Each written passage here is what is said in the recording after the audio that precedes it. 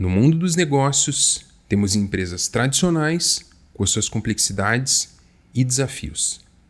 E temos também aqueles empreendedores que decidem inovar, trazendo algo completamente novo para o mercado. Mas o que acontece quando o tradicional encontra o inovador, especialmente no universo do café? Hoje vamos explorar essa questão com profundidade ao conversar com um dos fundadores da Moka Club. Uma empresa que está revolucionando a forma como apreciamos nosso café diário e impactando positivamente toda a cadeia produtiva. Esse é o Conexão Empreendedorismo.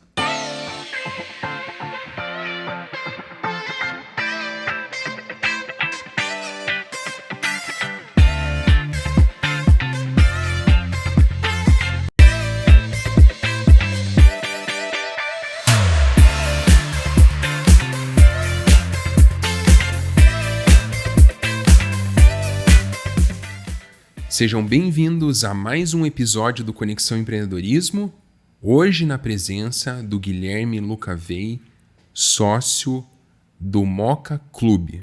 Se vocês ainda não conhecem, logo vão ficar sabendo de toda a história, né, Guilherme? Cara, muito prazer ter você aqui conosco. Obrigado por aceitar o convite e vamos para esse bate-papo legal, né? Legal, obrigado, Caio. Obrigado, Lucas, pelo convite. E não tem um jeito melhor da gente começar, né? Já são 7 e pouco da noite, mas para quem é viciado em café não tem hora, né? Bora tomar um cafezinho? Boa, bora!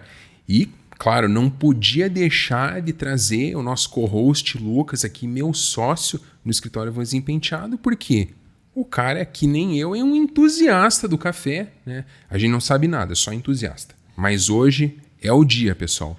Então, diferente dos outros episódios, logo mais a gente volta aqui com vocês. Até!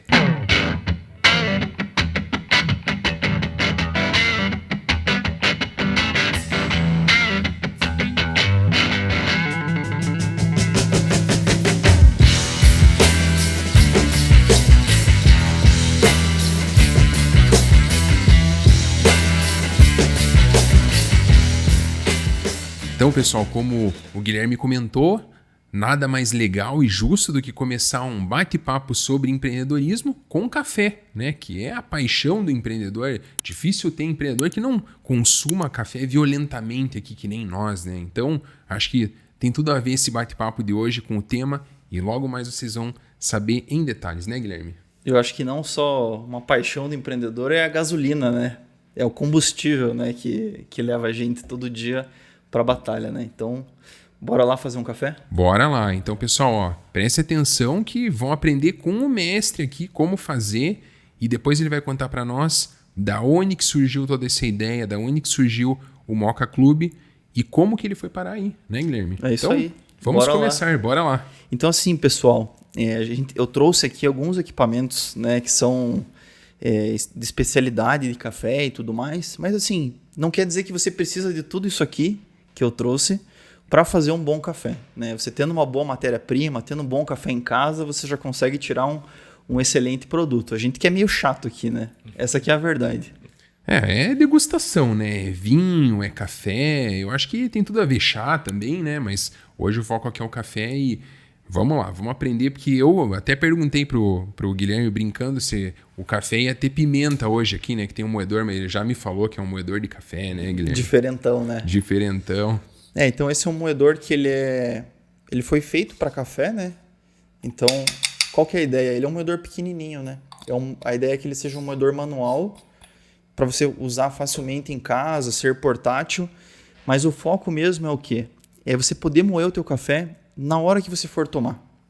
Então, é um pouco diferente da cultura de comprar o café já moído, é comprar o café em grãos e ir moendo conforme você for usando. Isso ajuda a gente a consumir um produto mais fresco, né?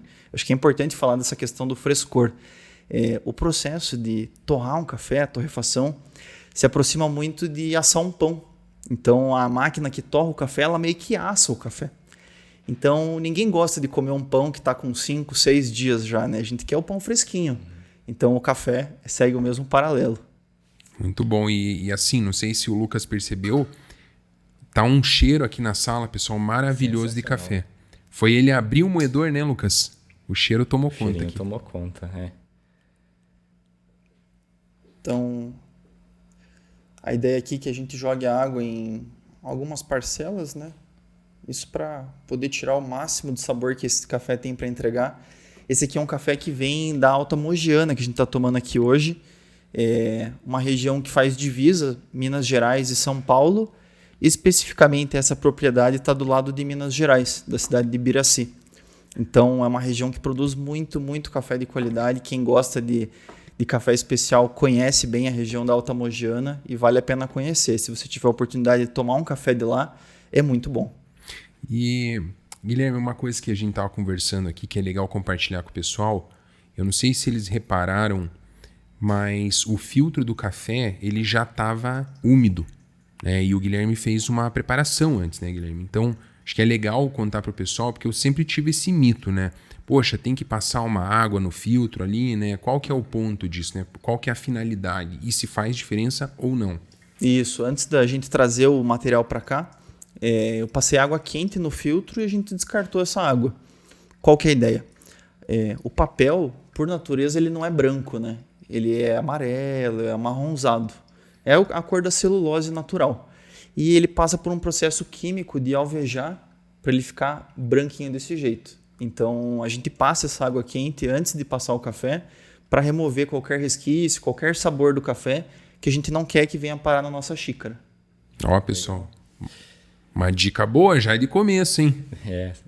E Guilherme, eu tava dando uma olhadinha aqui na embalagem desse café que você trouxe pra gente e eu vi que tem aqui a questão da altitude, né? Uhum. Que os grãos foram produzidos a 1.200 metros de altitude, assim. Uhum.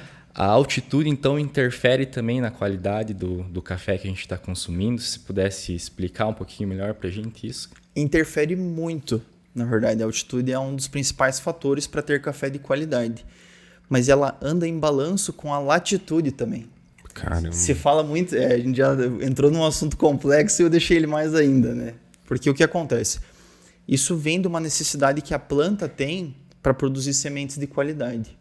Ela precisa que de dia tenha sol para que ocorra a fotossíntese, assim que uma planta transforma os nutrientes em energia. Mas de noite, se ela continuar respirando, ela gasta a energia que ela produziu durante o dia.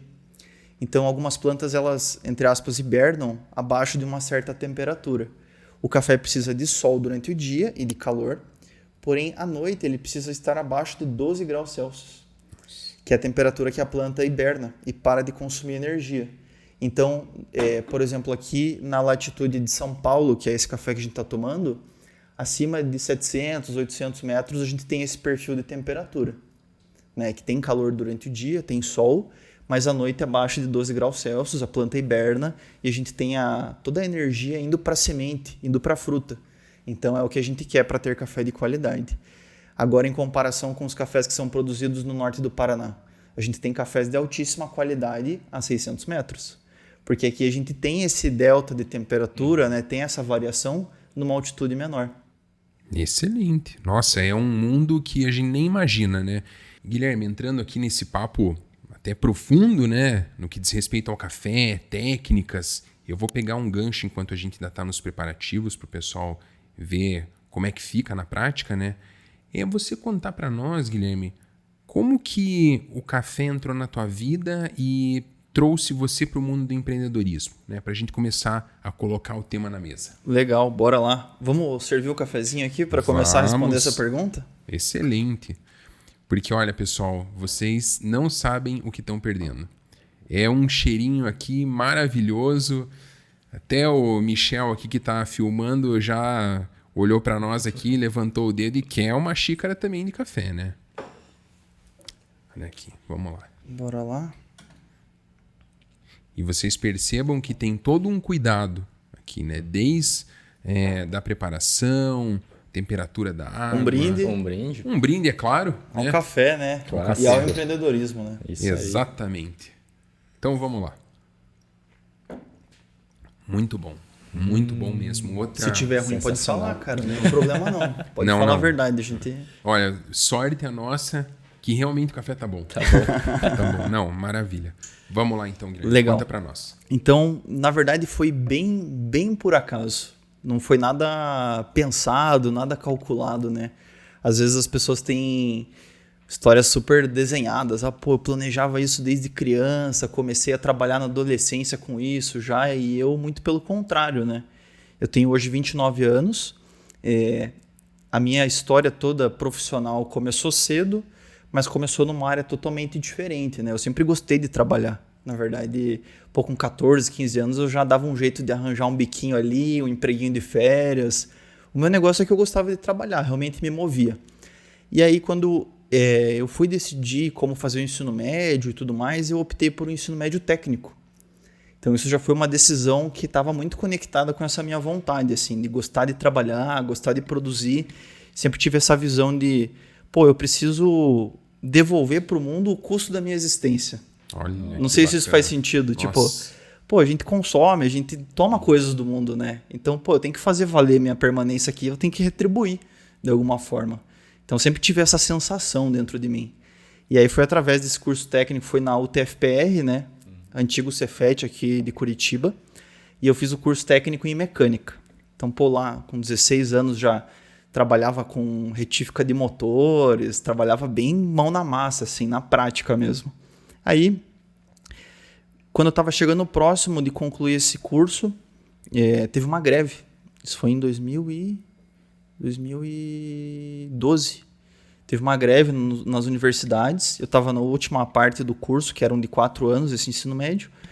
E aí eu resolvi fazer um cursinho no meio dessa greve. Falei, vou tentar prestar vestibular, né? Aí fiz o cursinho, passei no vestibular, antes de terminar esse curso de ensino médio.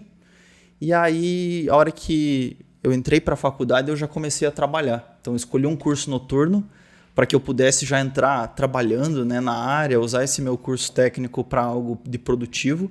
E eu trabalhava com algo que eu adorava, assim, que era a produção de trens, produção de locomotiva. Então, uma empresa aqui de Curitiba que existe até hoje.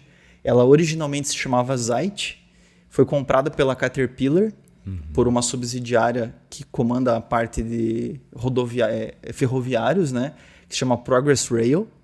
Então eu trabalhava dentro dessa empresa e eu trabalhei lá por muitos anos. Se alguém estiver me vendo, que trabalha lá na Progress Rail hoje, saibam que eu tenho muitas saudades de trabalhar aí com vocês.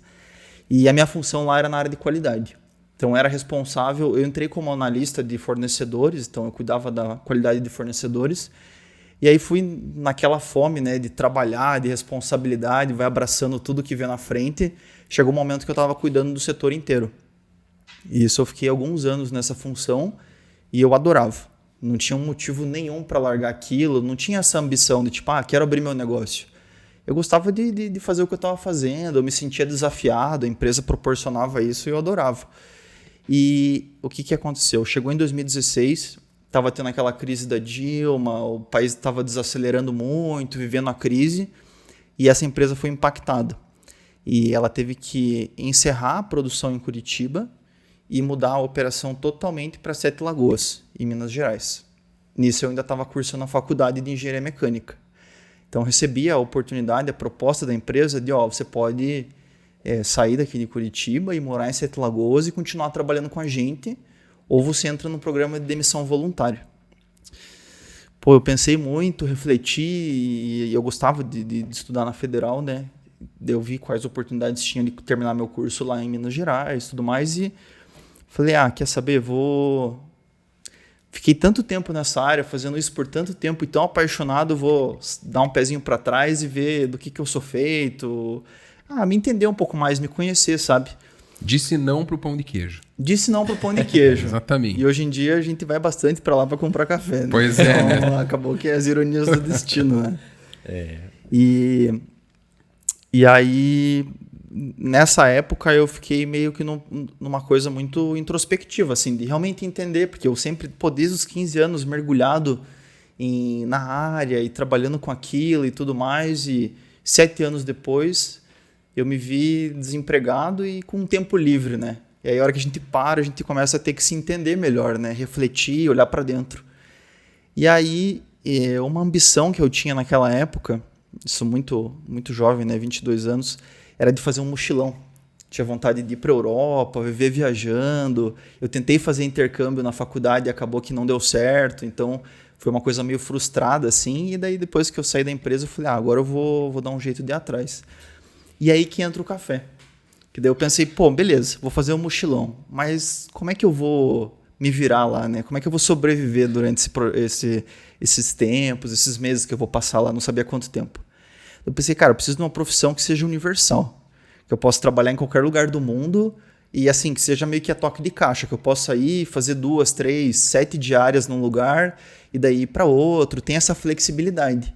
E foi aí que eu pensei em fazer o curso de barista. Eu já gostava muito de café e aí o barismo entrou como essa oportunidade, né? Pô, eu posso viajar para onde eu quiser e trabalhar com café, porque as pessoas tomam café no mundo inteiro, né? Então eu sabia que sem emprego eu não ia ficar. Fiz o curso no Senac, isso foi em maio de 2017. E aí, quando eu estava terminando esse curso de 3 meses, eu pensei assim, bom, beleza, terminei o curso, mas eu não me sentia pronto, sabe? Porque uma coisa é você ter a vivência de estar trabalhando e outra coisa é você simplesmente cair de paraquedas numa cafeteria, tendo que falar com um irlandês, que não fala nem inglês direito, ou é difícil de entender. Então eu falei, bom, preciso de alguma prática.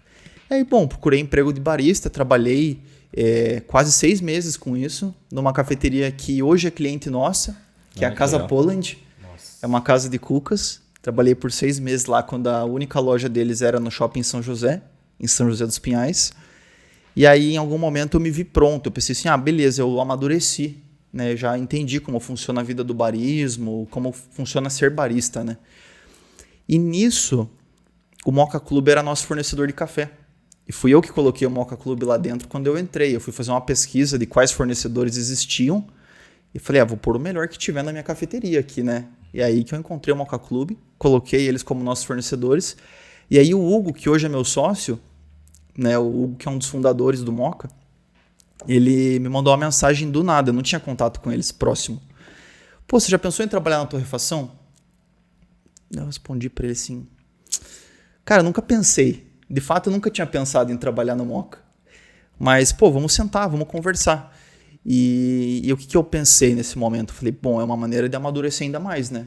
Se eu já tenho a vivência de cafeteria, se eu tiver a vivência de torrefação, trabalhando fora do Brasil e tudo mais, isso pode ser que seja bom, né? Pode ser que agregue. E aí, quando eu entrei, na época, existiam 3 sócios, né? Que é o Hugo, o Rafael, os 2 fundadores da empresa, e o Kleber, que é um terceiro sócio que hoje não faz mais parte. Mas eu entrei muito convicto e eu fui honesto com eles. Eu falei, eu tô entrando aqui para aprender. Minha ambição é essa e tudo mais. Eu quero só aprender o que vocês estão fazendo aqui, chupinzar mesmo, né? Em termos práticos. Aprender o que vocês estão fazendo aqui, eu vou sair. Como se fosse um estágio. E eles falaram, beleza, vamos embora, vamos aí. Eis que passaram 6 meses, isso já estava chegando ali em março, abril de 2018, e aí eu já estava pensando em sair da empresa, porque eu pensei, meu ciclo aqui está completo, aprendi o que eu tinha que aprender, bola para frente, né? E nisso estava acontecendo uma reestruturação societária na empresa. Sabemos muito bem o que é. Fazemos isso aqui. Tá? O pessoal aí também já conhece que uma das nossas especialidades aqui é direito societário e que é uma boa oportunidade, né, para incentivar novos players ali, talentos, né, que estão chegando na empresa para participar. É isso. E foi exatamente o que aconteceu na época, né? Foi juntar a necessidade da empresa de ter sócios ativos ali dentro, botando a mão na massa e sendo aquela boa e velha mão de obra quase gratuita, que é o sócio no início de uma empresa, né? Ou no momento de dificuldade. Sabemos. E juntar com uma empresa que tinha muito potencial. Então, nesse momento, eu fui convidado para participar da reestruturação societária, né? Daí nós acabamos fechando em 5 sócios ali, todo mundo lado a lado, bem ombro a ombro, trabalhando. Então, qual que era a situação no momento, né? A empresa ela tinha um produto muito bom, igual tem até hoje. Tinha um marketing muito bem feito, se destacava muito na época com a maneira que ela se posicionava no mercado de café especial, nesse nicho, né? Que é um pequeno nicho, mas que ela estava muito bem posicionada. E aí faltavam os braços internos dentro da empresa para fazer aquilo impulsionar, né? trazer a força comercial, trazer força de gestão, e foi aí que eu entrei dentro da empresa. Que ano que foi, Guilherme? Isso foi em 2018. Caramba. Foi em maio de 2018 que a gente fechou esse clã aí. Boa. Que tá até hoje. Nós estamos hoje, já fizeram mais de 5 anos. Agora em maio fechou 5 anos nessa estrutura societária. Legal, mas olha, percebam, enquanto eu vou comentando aqui com vocês, eu vou pedir pro Guilherme fazer a gentileza e me servir mais um pouquinho, né? Ah, não dá para ficar sem café, né? Não. Vocês vejam, pessoal, quanto é importante fazer, obrigado, uma estruturação societária bem pensada, bem planejada, porque isso gera frutos. Né? E tá aqui a prova disso, né? Vocês vão...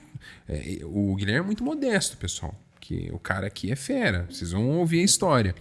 Mas é muito legal se você tem essa solidez, né?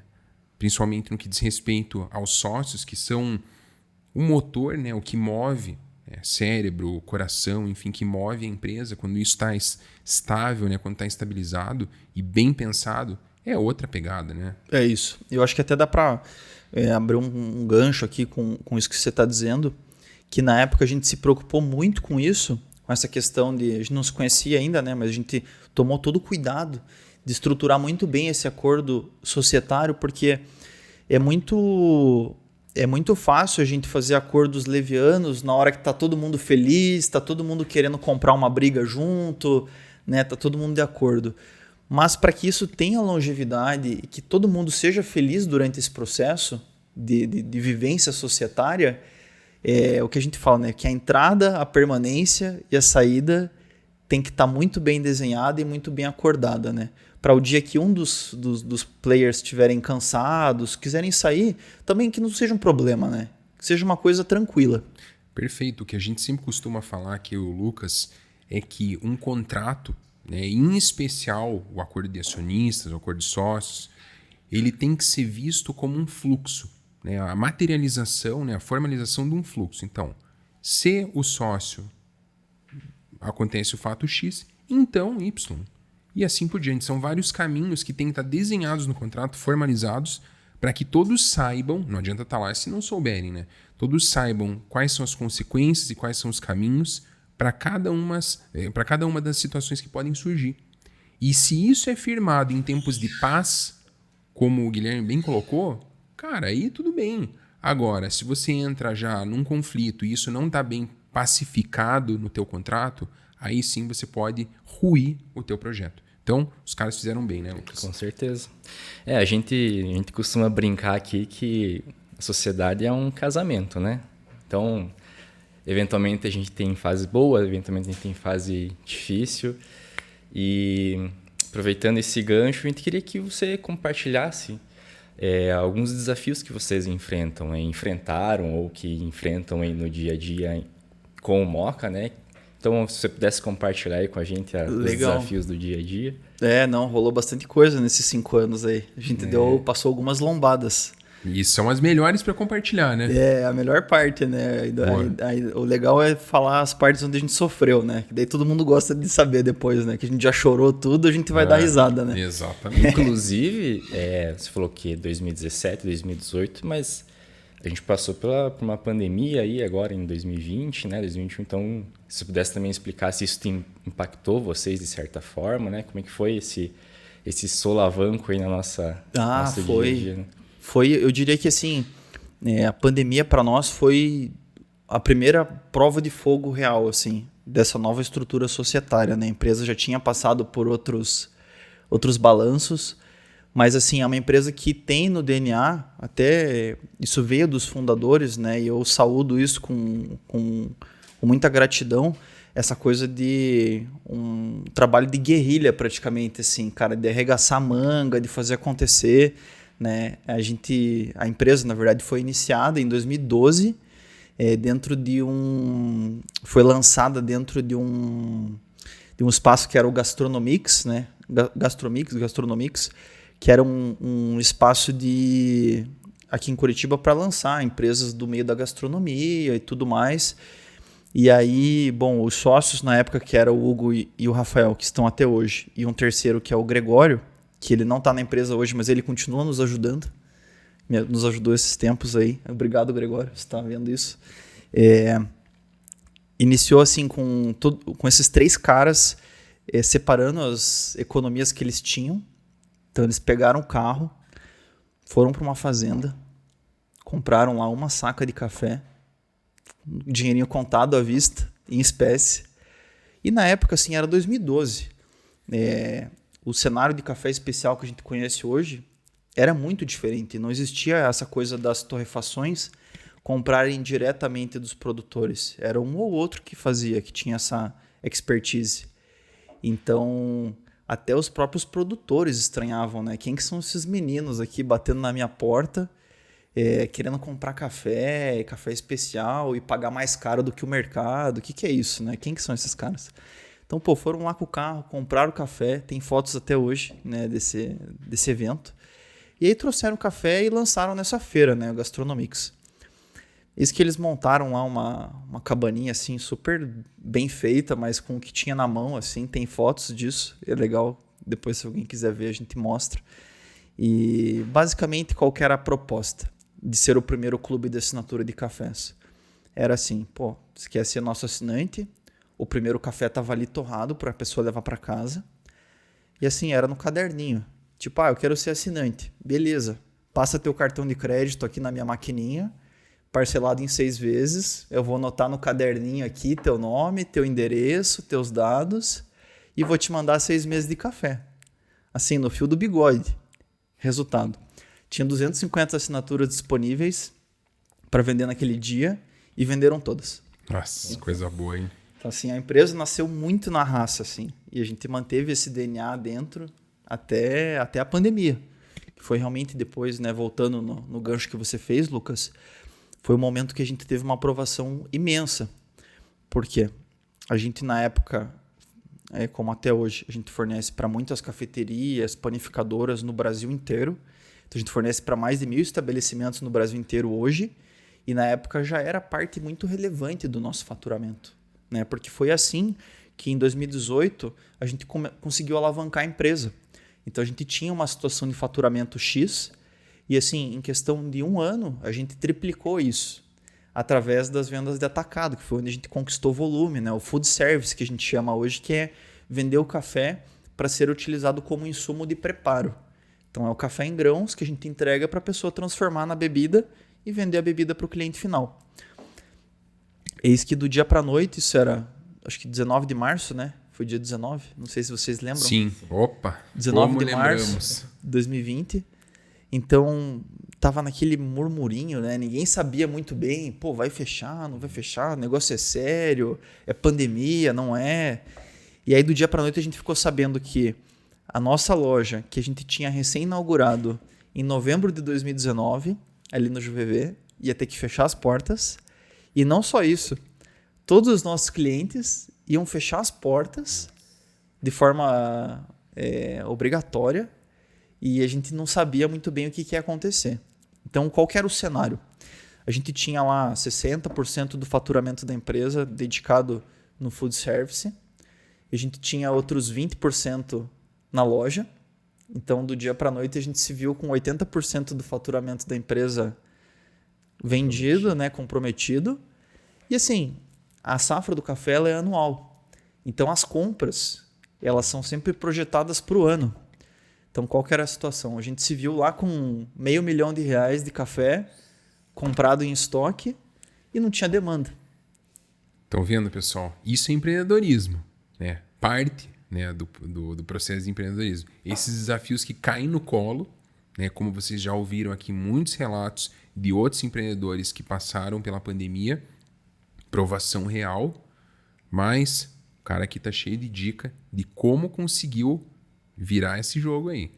Vamos acompanhando. E vamos tomando café. E bora de mais café. Daqui a pouco nós vamos ter que fazer mais um, pelo jeito, né, pessoal? É que aqui o Michel ficou sem já. Não, mas pro Michel tá reservado um especial, né? Pós-episódio.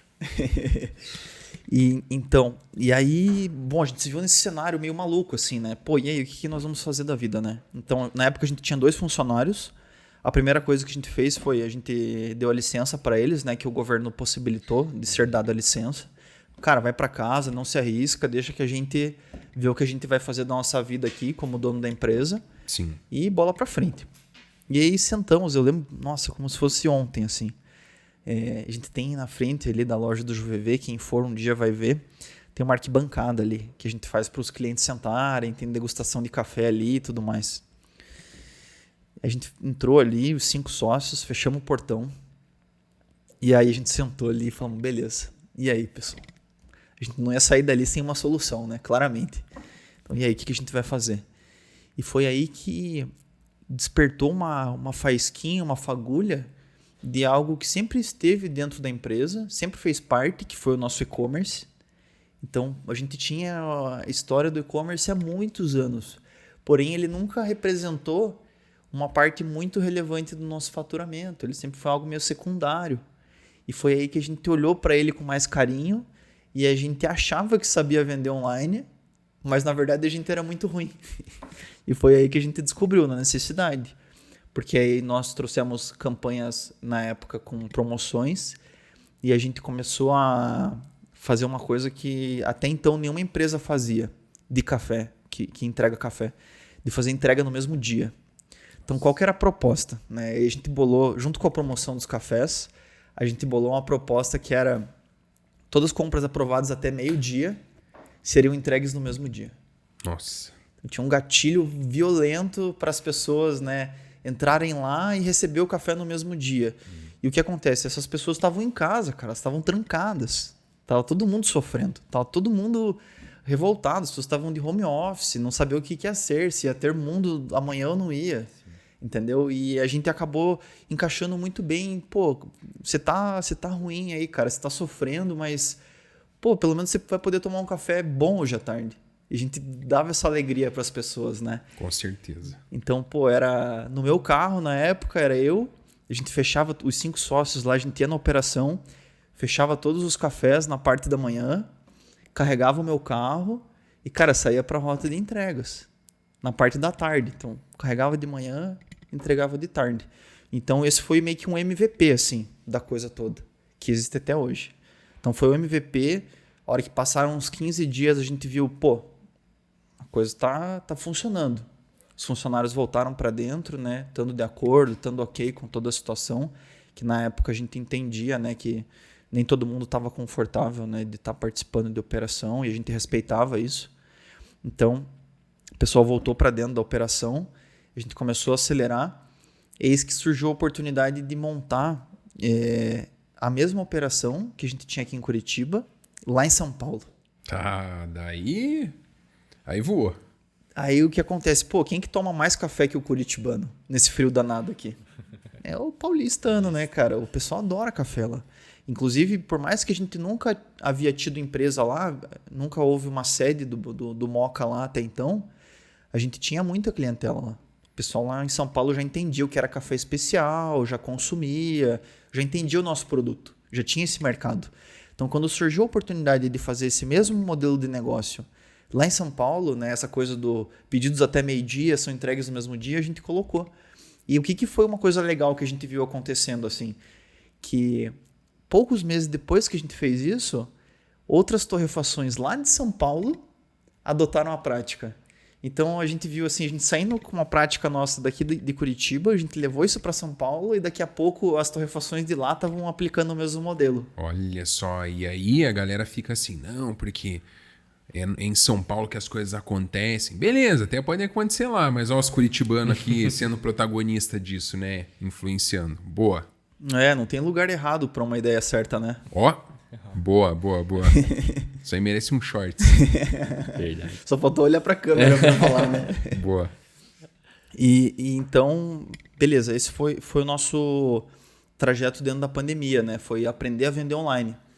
E o que acontece? A gente tinha muita impressão de que a hora que a pandemia acabasse, voltasse as coisas ao normal, as lojas iam voltar, as cafeterias todas iam voltar, as panificadoras iam voltar e a gente ia perder esse volume do site, né?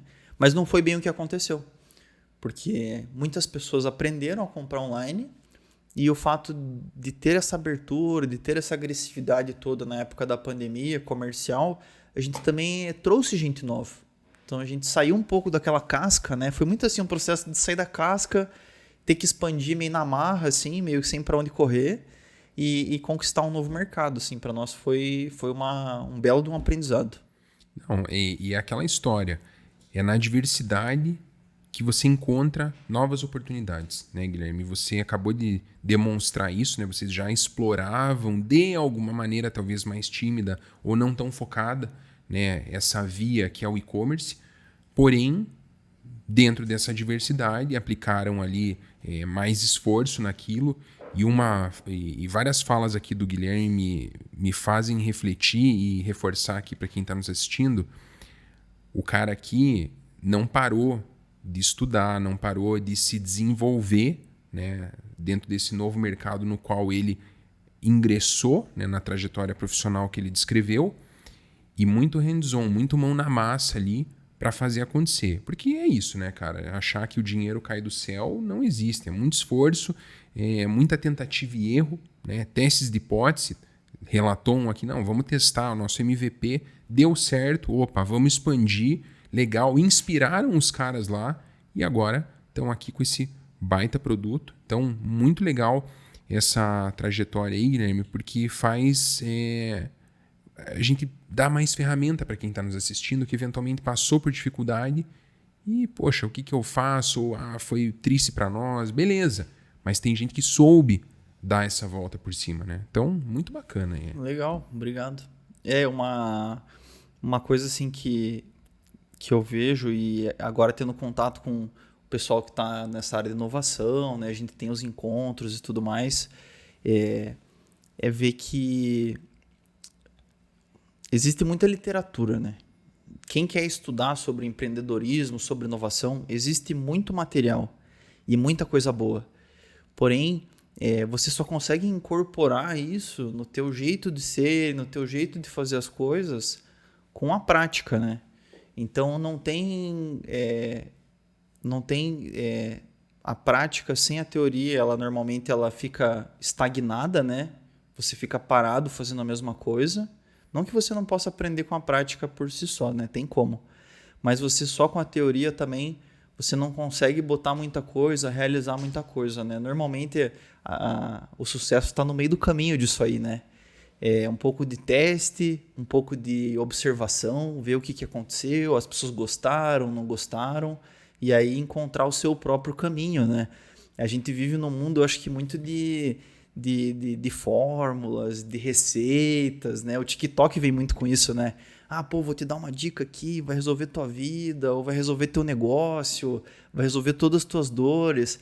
Mas a verdade é que não tem, né? Não existe isso. O que tem é você botar a mão na massa, você vai sofrer, cara, vai ser difícil, vai ter problema. A questão é o que você vai fazer com isso, né? E mais, quando você tem propósito, aí as coisas mudam mais ainda, né, Guilherme? E aqui eu faço um ponto, porque eu conheço o projeto do cara, né? E tem todo um cunho, assim, de auxiliar todas as pontas, né? E uma delas, né, eu acho que é legal falar dos produtores de café. Legal.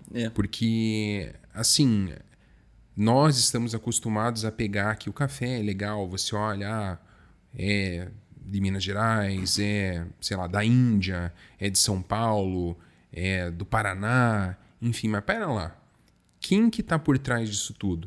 Né? Será que esse mercado, para quem está lá na ponta no produtor, é um mercado fácil, é um mercado difícil? E eu acho que vocês conseguiram até atingir, agregar valor para o cara que está lá, o produtor. E isso é muito legal de falar, né? Porque então tem um propósito também por trás de só trazer um café legal para quem degusta. Uhum. Mas a outra ponta também vocês fazem um trabalho bacana. Então, legal contar para o pessoal. Então, existe por trás na verdade, todas as torrefações artesanais têm esse DNA, não é algo exclusivo nosso, assim. Isso está por trás de quem trabalha com café especial. Então, quem toma café especial, 99% das vezes está estimulando essa prática que é o que a gente chama de fair trade, né? Isso ocorre no mundo inteiro, não é uma exclusividade nossa, não é nada especial nosso. Que é o quê? A gente remover os intermediários da cadeia comercial e fazer negócio direto com a ponta. Então, a gente ir lá visitar os produtores, né? O meu sócio Hugo, que tem esse trabalho, que é de ir visitar as propriedades e comprar o café diretamente dos produtores. Então, o que existe de ganho real para esse produtor no final das contas, né? São dois principais. O primeiro é que, como a gente está tirando um intermediário da jogada, a gente consegue fazer com que todo o valor do café, todo o valor da saca vá para o produtor. Então faz com que ele consiga receber mais dinheiro e isso estimula ele a o quê? A investir mais na própria produção, na própria qualidade. Então existe um ciclo virtuoso por trás disso. Porque se o cara recebe mais dinheiro, ele também é estimulado para ano que vem ter um café melhor ainda, investir nessa qualidade para poder vender para nós mais caro. Então, o café dentro da margem de café especial, né, que são cafés acima de 84 pontos, dentro da escala que é da SCA, eu deixei um materialzinho para vocês aí da SCA, que em inglês é Specialty Coffee Association. Então, é uma organização mundial que regula os cafés especiais. Aqui no Brasil, nós temos um braço deles que é a BSCA, que é Brazilian, e daí o resto é igual. Então, o meu sócio Hugo ele é certificado pela SCA para ser um provador de café. Ou seja, ele tem o conhecimento técnico e o poder de avaliar um café e dar uma pontuação no final, dar essa nota. Quanto maior essa nota é, mais o café vale. Então, é assim que o produtor é estimulado a investir na produção e aí ano que vem ter um café com uma pontuação mais alta. Ele tem a tranquilidade de que esse café vai valer mais do que valeria se fosse um café pior. Então esse é o primeiro ponto. E o segundo ponto é que a gente acaba ancorando o preço desse produtor. Porque muitas vezes o que acontece? Vamos pensar na realidade do produtor. Vamos dizer um cara lá que produz 200 sacas de café no ano. E dessas 200 sacas, existem 20 sacas que é café especial. E o resto é café commodity, café normal. Esses 180 sacos ele vende para uma cooperativa, para uma exportadora, enfim, para um player maior. E aí esses 20 sacos ele tenta comercializar. Só que, vamos se colocar no lugar desse cara. Como esse produtor acessa os compradores? Como ele chega neles? É um trabalho difícil, porque, como é que ele vai fazer? Ele vai mandar um Sedex lá do interior de Minas Gerais com amostras de café verde para 100 torrefações no Brasil inteiro? Entendeu? Então daí dessas 20 sacas ele já perdeu uma, já só mandando amostra e mais a grana do Sedex. Então, o que é esse trabalho de ancorar? Vamos dizer que a gente não compre toda a produção desse produtor. Vamos dizer que das 20 sacas a gente compre 10, não compre as 20. A hora que a gente compra por um valor, eu estou ancorando esse produtor no valor. Então, quando bate outra torrefação lá, alguém se interessa por comprar, ele já tem uma tranquilidade de que ele vai poder falar para esse outro comprador que ele já vendeu por um valor mais alto. Então, a gente fez essa ancoragem de preço. Então, é assim que a gente busca, né, encontrar essa sinergia, que é um ganha-ganha. Então, é a gente conseguir negociações boas com os produtores, ao mesmo tempo que eles conseguem vender melhor do que eles venderiam para o intermediário e também conseguem divulgar o produto deles, porque a gente faz questão nos nossos cafés aqui de divulgar quem que é o produtor e normalmente quando torrefações entram em contato com a gente para perguntar, a gente fala, a gente não esconde o jogo. Não tem um café de vocês lá que eu não sei qual que é o produtor. Não, é esse. O contato do cara é esse aqui. Então, qual que é a ideia? Acontece muito de uma vez que o produtor ele é lançado no nosso clube de assinatura, ele começa a receber torrefações espontaneamente, batendo na porta dele e falar, eu quero comprar o café do Moka Club lá. Igual que o Moka Club comprou. Então, a gente é um gerador de demanda. Então, aí que mora o ganha-ganha. Legal. Você explicou, então, a origem, né? Então, como que você negocia com o produtor e faz esse contato com ele. E aí você citou também a assinatura, né? Como é que funciona essa assinatura hoje aqui? Como que vocês comercializam? Qual que é a vantagem de a gente aqui ser um assinante desse produto, né? Explica aí pra gente. Legal, boa pergunta. Inclusive, eu fiz assinatura para receber lá em casa. Mesmo eu sendo sócio da empresa, olha, a coisa legal. É tão vantajosa que eu falei, cara, eu quero conforto de chegar na minha caixa postal ali todo mês o cafezinho. E outra, sem misturar as coisas, né? É sócio e tal, mas assim, tá, digamos assim, aplicando no fluxo ali, como que vai fazer, né, a contratação e tal. Então, você entrou dentro do fluxo de logística da tua empresa. É isso mesmo. Boa. Saber como que a coisa chega lá na ponta, né? Profissionalismo, né? É isso. Basicamente funciona assim, né? É como se fosse uma assinatura de uma revista. Todo mês chega uma nova edição e a gente manda 2 cafés diferentes para casa das pessoas. Então, assim, para quem que isso funciona muito bem? Para aquela pessoa que muitas vezes está entrando no universo do café especial e não sabe muito bem por onde começar. Porque o que é uma grande dor? E isso eu sinto como consumidor de café especial também. Beleza, aonde que eu vou descobrir novos cafés para eu consumir? Porque às vezes a gente acha uma torrefação legal, que é perto da nossa casa, na nossa cidade. Blumenau tem torrefações bacanas, em São Paulo tem, várias cidades têm torrefações legais. Mas uma vez que você encontra essa torrefação e consome o produto deles, às vezes você quer consumir coisas novas. E não vem lançamentos, não vem novidades na velocidade que você gostaria de experimentar. Porque o café especial é muito parecido com o vinho. A gente tem aquele vinho do dia a dia que a gente gosta, mas a gente quer provar vinhos novos, a gente quer conhecer novos sabores todos os meses. Então o que a gente entrega hoje? É a questão de novidades, todo mês, sabores e fazendas, variedades novas, com a segurança de que a nossa curadoria é bem feita e que o nosso processo de torrefação é muito bem executado. A gente não tem defeitos de torra, a gente não está descobrindo como se torra café. A gente faz isso há muito tempo. E a gente já torrou café de todas as regiões do Brasil, de todos os tipos. Então a gente traz não só essa tranquilidade da novidade, entregue na casa das pessoas, por um valor competitivo, frete grátis sul e sudeste. Se eu for começar a falar as vantagens que tem aqui, eu não vou parar, mas é só entrar no site lá que tem todas. Mas, além disso, trazer a segurança. Que é assim, eu tenho certeza que o que esses caras estão me entregando é um produto bem selecionado, o produtor está sendo remunerado e eu vou tomar um produto de qualidade. Muito bacana. E agora sim, olhando sob o ponto de vista mais aprofundado de negócio, Guilherme, você comentou que vocês estão, então, abraçaram essa parte das assinaturas, né? E tem algum outro canal que vocês estão testando, né? Um novo teste de hipótese, né, que está em andamento, ou se esse agora digamos assim, vocês estão apostando em investindo para maximizar, para expandir mais esse? Tem alguma outra estratégia, né, que vocês estão aplicando ou não? Né? Acho que é legal contar, porque sempre que o empreendedor ele fica pensando nos ciclos. Né? Então, qual eventualmente é um novo ciclo que eu tenho que aproveitar, né, para que eu continue competitivo no mercado? Porque a gente sabe, né? Vocês começam, daí de repente alguém se inspira e assim vai, né? Então a gente sempre fica pensando no futuro plural.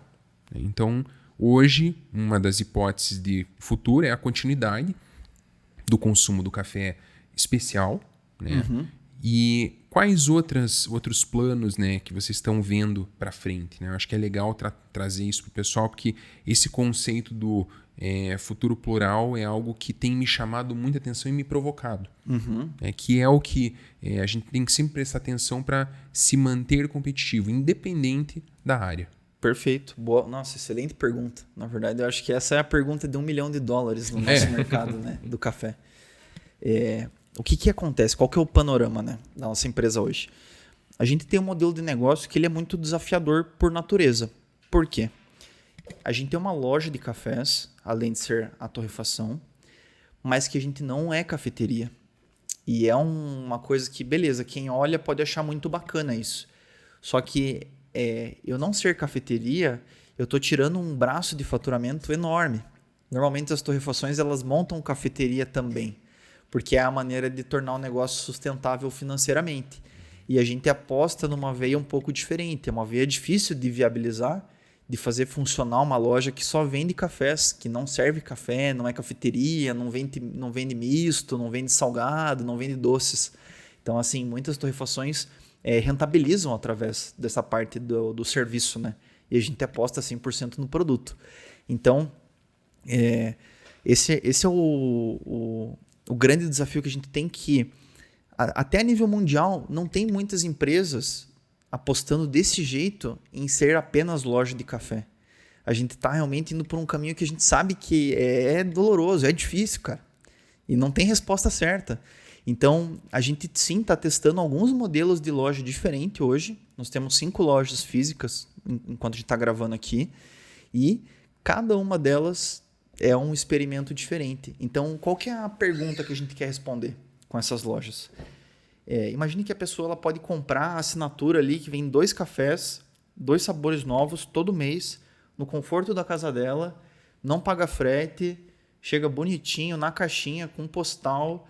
E o que faz esse cara ir numa loja que não é cafeteria, que ele não vai poder sentar e comer um misto quente, comer um sanduíche, comer um brigadeiro? Não tem isso. Então, assim, o que eu posso entregar lá dentro que faz com que a saída dele até lá faça sentido? A gente não sabe. Então, essa que é a pergunta que eu faço para vocês. Se você toma café especial e gosta de café, fala o que você gostaria de ter numa loja como essa. A gente está tentando descobrir. Então, assim, eu acredito que essa é a resposta de $1 milhão. Eu tenho aqui uma das possíveis respostas, né? O que acontece? E, cara, isso aí que o Guilherme falou é muito avaliar o futuro plural, né? As possibilidades.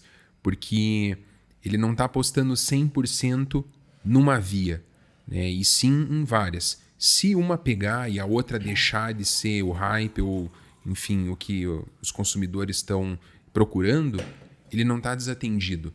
Não vai ser mais uma Kodak, que ficou sabendo, enfim, viu, né, o advento de câmeras digitais e celulares e acabou não indo para esse novo ciclo, né? E tem outros tantos exemplos, né? O exemplo do Yahoo é muito bacana também, né? Só fazendo um parênteses aqui, o Yahoo, ele teve a oportunidade de comprar o Google por, sei lá, 2, 5 milhões de dólares na época. E ele recusou. E eis que o Google depois mostrou o potencial e ele teve a oportunidade de novo em comprar ou fazer diferente e não se interessou. O Google bateu na porta, aí sim com uma proposta um pouco mais significativa. O Yahoo novamente não aproveitou.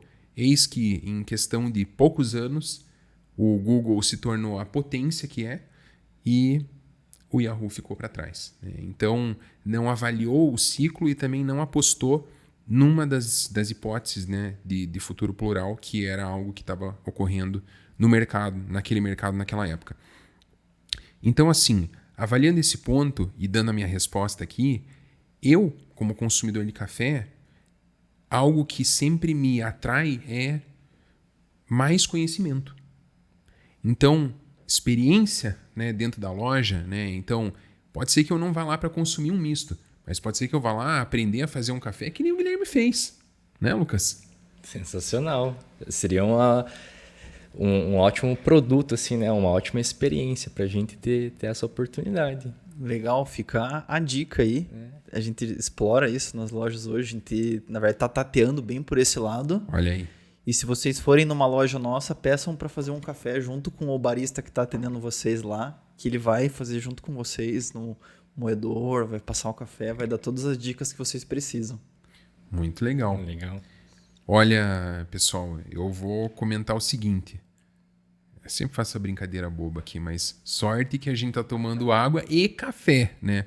Caso contrário, se fosse alguma outra bebida aqui alcoólica, talvez a gente não acabasse nunca, né? Mas se bem café, né? Pô, cafeína... Vai longe. Vai longe, né? Na verdade, estamos caminhando aqui. Mas assim, Guilherme, indo mais para um final aqui, né? Do nosso episódio, tem tanta coisa que a gente gostaria de falar. Tem até aqui algo que você trouxe para nós, né? Que eu acho que é legal comentar dessa roda aqui, né? Como que se identifica sabores, né? Como que isso aqui funciona, né? Até para quem depois buscar saber dessa roda de sabores e provador de café, porque é aquela história. Eu provei aqui, eu percebi o seguinte: o café é super leve, saboroso, tem uma coloração que não é aquele escurão, é muito bom. E assim, me senti revigorado tomando aqui o café. Mas assim, eu talvez não tenha um paladar aqui especial para dizer, tem notas de frutas cítricas, né? Ou cereais, né? E como que isso aqui funciona na hora de você classificar, né?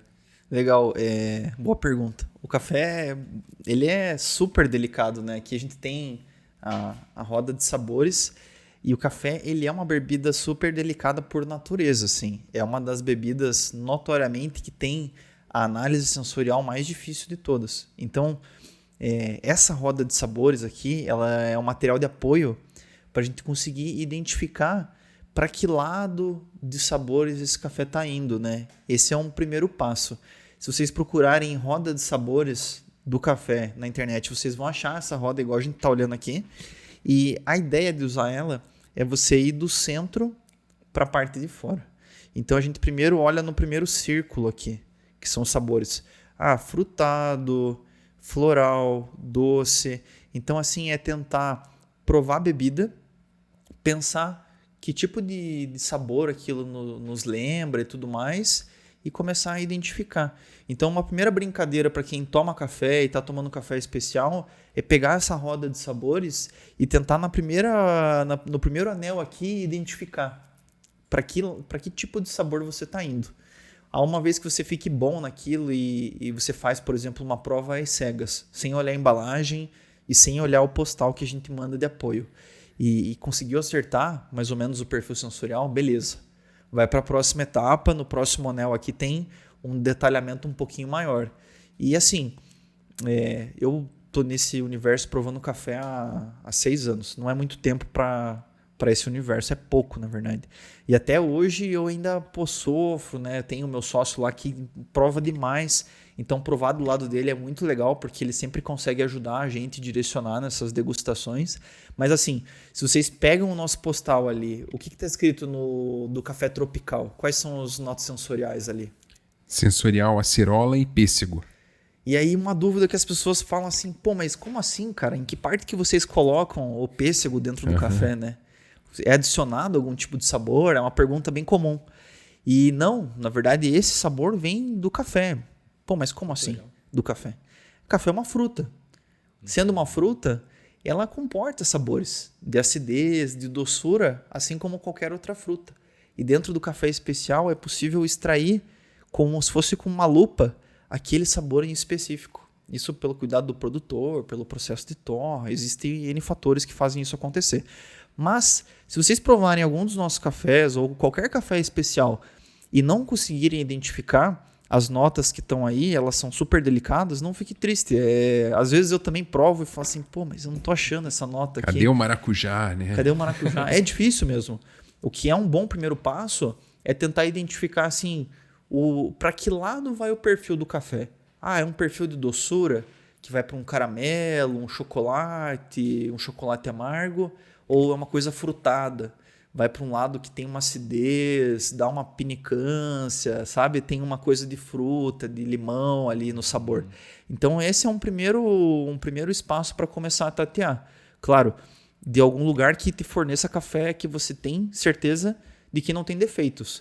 Porque às vezes você fica tateando no meio de defeitos ali e você acaba não conseguindo progredir. Então, consumir diferentes cafés de diferentes lugares e diferentes origens é um excelente primeiro passo.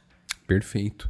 E você comentando dessa questão de grau de pureza, né, e de não ter defeitos, né, me fez lembrar de um cliente nosso lá do Espírito Santo, que é a Nano Smart. Quero até mandar um abraço para todos os sócios lá da Nano Smart, em especial para a Luísa, que é CEO. Até já comentei com o Guilherme a respeito, que eles desenvolveram, né, uma biotech, desenvolveu um teste super barato, acessível, né, para torrefações que querem exportar e que daí precisam ter um nível de pureza, né, e de qualidade maior. Eles desenvolveram um teste super prático e rápido e de um custo mais acessível que possa, enfim, aplicar e as empresas possam comercializar isso de uma forma mais rápida, mais prática, com a certeza da pureza. Então, um abraço para vocês aí, galera. E ficou uma baita de uma dica, né, para quem quer começar a degustar ou quer se aprimorar na degustação de um café especial. A dica da Roda dos Sabores aqui, que para mim, se você der de presente de vocês. esse encarte aqui, é de vocês. Todo dia que a gente tomar café agora, a gente vai fazer essa brincadeira aqui. Vamos experimentar o cafezinho de vocês aí e fazer esse teste. E, por fim, Guilherme, eu queria te pedir para que você deixasse, então, uma dica agora sob o ponto de vista de empreendedorismo. Para quem está nos assistindo, nosso público é grande parte, se não 100% de empreendedores, né, em várias fases, seja da fase inicial até a fase mais madura. Que dica que você deixa com base na tua experiência de empreendedorismo para o pessoal que está nos assistindo. Legal. Bom, tem uma coisa que eu acho que talvez faça sentido para muita gente que está vivendo ou querendo viver isso. E é uma coisa que me marcou muito.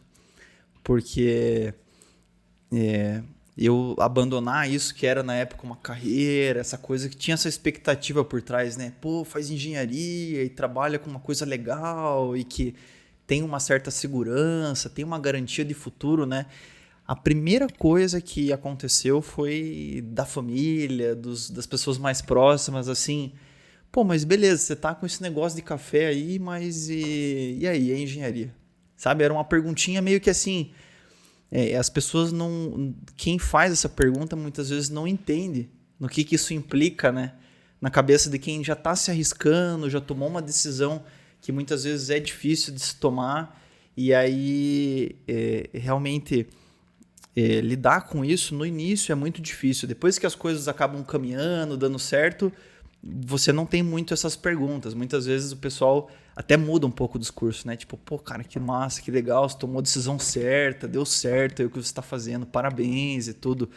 Mas, e o que eu deixo aqui, e que para mim foi uma âncora muito poderosa, né, nesses momentos, foi realmente ter alguém do teu lado que acredita e que entende que você tem o potencial, que você vai conseguir realizar. E aí eu trago uma coisa que o Lucas falou, que o casamento... Você falou que a sociedade é um casamento, né? Isso. Eu já acho que é o contrário. Que o casamento é uma sociedade. E é uma parceria de vida. E a pessoa que está ali, ela está apostando no teu sucesso. Que você vai conseguir concretizar as coisas e que você vai botar tudo em prática. Então, ter alguém do teu lado ali que acredita em você, pô, é passo número 0. Se você quer fazer as coisas, quer concretizar, quer fazer algo relevante e quem está do teu lado não está ali junto com você, ou você está muito errado mesmo e abandona teus planos, ou você está com uma pessoa que talvez não esteja pronta, né? Não que seja a pessoa errada, mas talvez ela não está no momento certo para entender e conseguir te apoiar. E para mim, além disso, foi muito poderoso mesmo a questão de seguir intuição. Porque nesses momentos... A minha razão dizia o contrário. Eu vivi uma contradição interna muito dura, muito pesada, realmente. A minha razão dizia, pô, mas aqui você tem seguro de vida, cara. Pô, você tem vale alimentação, você tem um monte de benefícios, você tem salário garantido e tal. E do outro lado não tinha nada. Tinha só alguma coisa dentro de mim falando assim, cara, não importa. Vai por aqui, que é isso que você tem que fazer, cara. É aqui que tá o valor. Então, eu acho que é muito essa coisa de seguir o coração, seguir a intuição. Principalmente quando a gente é muito novo, né? Na época eu tinha 22 anos. Então, pô, cara, vai lá, meu. Se der errado, não tinha filhos, não tenho filhos até hoje, mas na época não tinha filhos, não tinha essa preocupação de, pô, se eu tiver que reconstruir, eu botei tudo que eu tinha dentro da empresa mesmo. Se desse errado, eu ia confiar na minha capacidade de voltar a trabalhar e reconstruir tudo de novo. E então é isso. Olha, inspirador. É a veia do empreendedorismo, né? É aquilo que a gente sempre fala, que para você dar um start, você precisa ter esse sentimento, de fato, de dono, né? De querer fazer a coisa acontecer. E a gente fica nítido, assim, na tua fala, Guilherme, dessa tua natureza de empreendedor mesmo, sabe? Isso é muito legal e explica também o sucesso aí do Moka aí no que se propõe a fazer, né? Isso é muito legal de escutar. Tenho certeza que o pessoal tá curtindo também. Com certeza. É aquela história, né? Você falou, poxa, aqui tem tanta segurança, né? Tantos benefícios, né? Em todos os sentidos.